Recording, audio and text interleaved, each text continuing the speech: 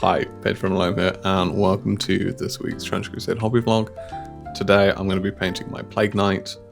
I'm pretty happy with how the warband's gone. I'm over halfway through it. I've only got the centerpieces left to paint, like the Lord of Tumors, the Herald of Beelzebub, and my two Grail devotees, and my Plague Knight.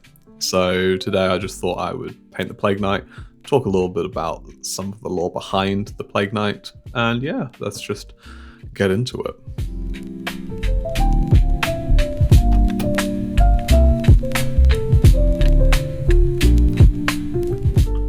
So when thinking about Plague Knights, it is really hard not to think about anything but rust, so we're going to be painting a lot of rust today.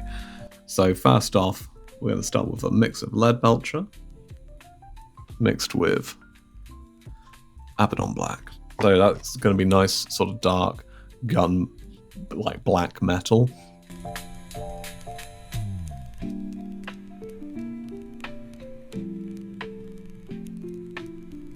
We're going to come in with a stipple of lead belcher, literally just going to be stippling with quite a worn, stiffed, bristled brush. It's probably the best sort of brush for stippling, so let's just get to that.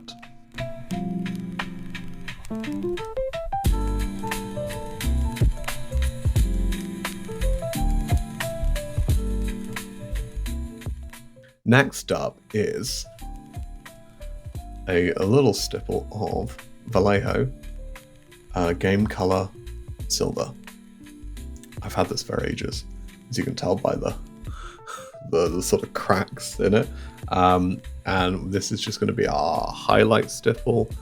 And we're not really going to want to cover too much area with this because it'll just be too overpowering, but it will really sell the effect of like those sort of scarred highlights.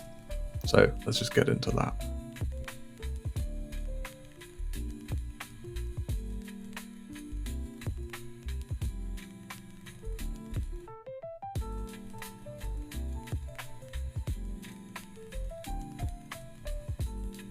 So next up, we're going to be using Mournfang Brown.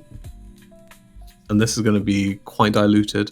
We don't want it too thick on our brush, so we're going to thin it down with some water and then probably just like hit recesses and like any sort of rivets will hit with this. So yeah, we're just going to do this and let's see what happens.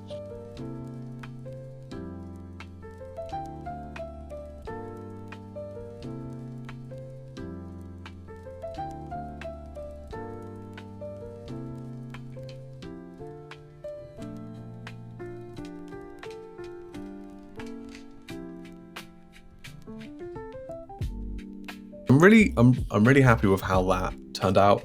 I think if you wanted to, you could leave it at that stage, but I'm probably going to take it a little bit further and use some Dirty Down Rust.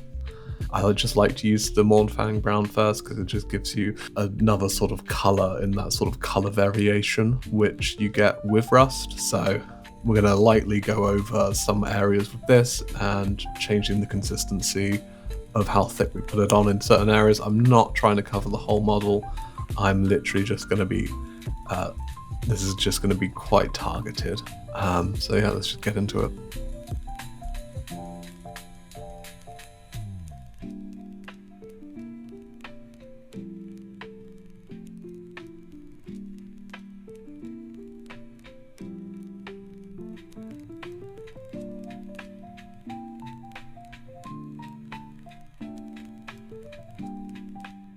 That's the Dirty Down done.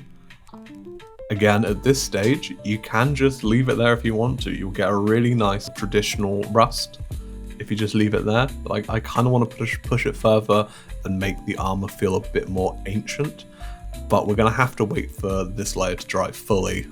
So let's just get on with painting some other stuff, and I'll talk a little bit about the lore of Plague Knights.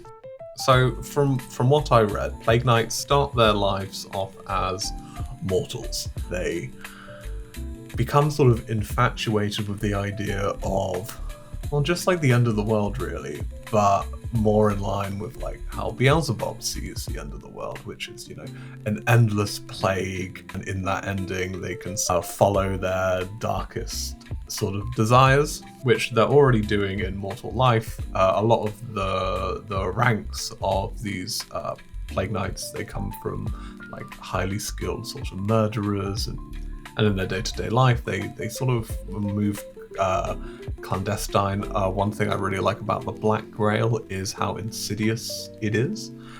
So they just sort of hide in plain sight. And when the Black Grail does descend upon their sort of village, they welcome it with open arms, and they are gifted their sort of sentience, their intelligence.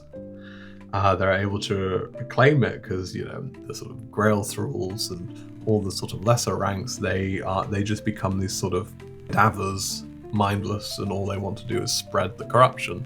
Whereas these Plague Knights, they do have that sort of intelligence, which is useful because they use them to root out and find these sort of these farmsteads, these villages, these sort of isolated places where the Black Grail might not have necessarily come to. So I just really like how insidious it is, and that sort of folk horror aspect to it, which I'm going to be talking a lot about in the main Black Grail video, so I shan't say too much now. It's been a fun exercise in Rust, and we're going to continue to have fun once the sort of acrylics have dried, and we'll go on to some oil stuff.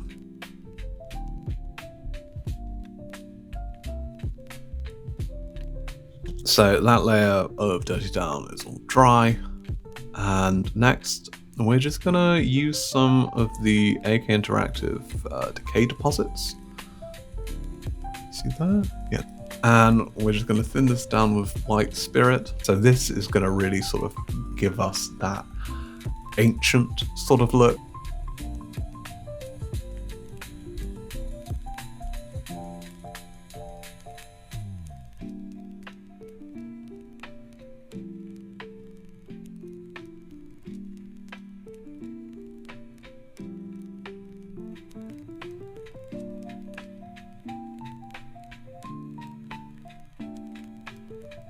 Next up, the final thing we're going to do to it, to give some of that sort of red brown color back to the rust in areas, is to use Abtelung Dark Rust, which is a oil paint for miniatures.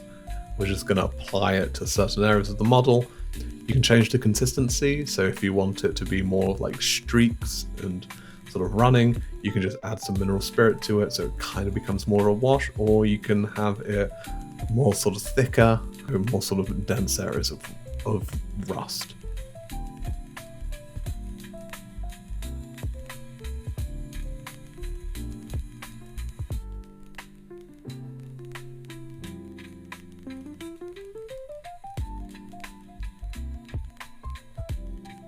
And with that, that's the Plague Knight all done. Yeah, I'm really happy with how it turned out.